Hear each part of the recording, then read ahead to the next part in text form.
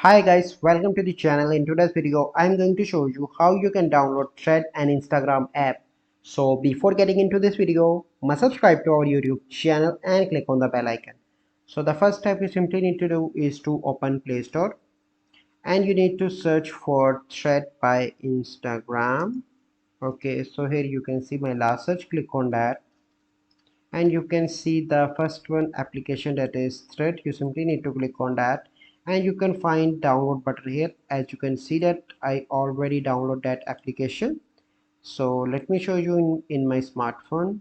So this is the Thread app. Click on that and you can see that I already log in my account, and this is basically similar to Twitter, as you can see that. So this is the process by which you can download Thread app in your smartphone. So I hope you find this video helpful. If you find this video helpful, must like this video, subscribe to our YouTube channel for future videos. We'll see you in the next video.